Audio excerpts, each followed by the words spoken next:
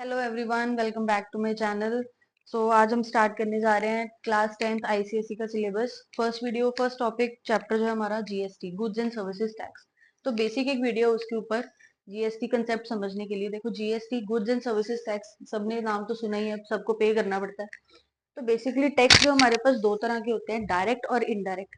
Direct tax वो होता है जो कोई भी जैसे आप इनकम है आपकी कोई भी, आपके पेरेंट्स की, बच्चों की तो चलो नहीं होगी, जो हमारी डायरेक्ट इनकम है उसमें से जो हमें गवर्नमेंट को पे करना पड़ता है, दैट इज डायरेक्ट टैक्स। और इनडायरेक्ट टैक्स टैक्स वो होता है जब आप मार्केट में जाते हो, कोई चीज परचेज करते हो, उसके ऊपर जो हमें टैक्स पे करना पड़ता है वो होता है इनडायरेक्ट।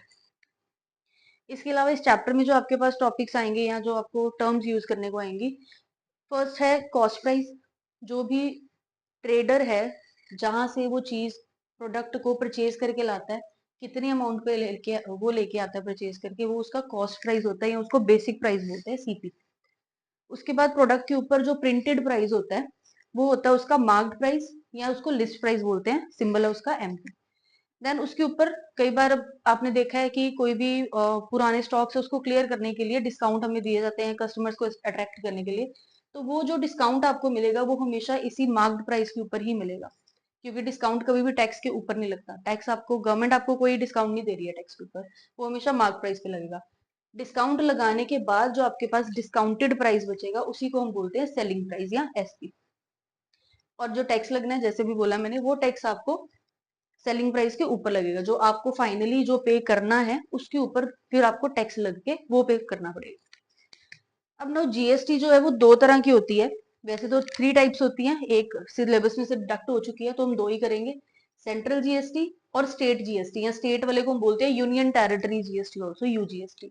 यूजली एसजीएसटी नेम इसका यूज किया जाता है। अब सेंट्रल जीएसटी जो सेंट्रल गवर्नमेंट को हम पे करते हैं, स्टेट जीएसटी जो स्टेट गवर्नमेंट को पे करना पड़ता है। तो दोनों ही होते हैं, आपको नहीं पता लगता कि आप कौन सा पे कर रहे हो, हमें कंबाइंड ही एक टर्म यूज करनी पड़ती है जीएसटी। उसके अंदर ये दोनों इक्वल पोर्शन में होते हैं और कलेक्टिवली इसको हम इंट्रा स्टेट जीएसटी बोलते हैं। इंट्रा स्टेट,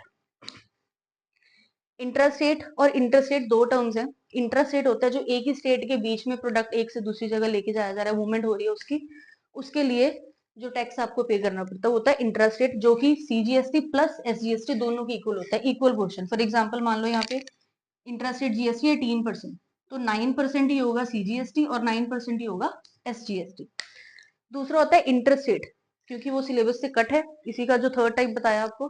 इंटरस्टेट एक जनरली आपको बता देती हूँ कि इंटरस्टेट होता है कि एक स्टेट से दूसरी स्टेट जब आप किसी प्रोडक्ट को लेके जाते हो, उसकी ट्रांसफर होती है, मूवमेंट होती है, उसके ऊपर जो टैक्स लगता है। लेकिन अब ये आपके सिलेबस में नहीं है। तो ये हमारा बेसिक कंसेप्ट है, इसके बाद हम सम स्टार्ट करेंगे। Thank you so much.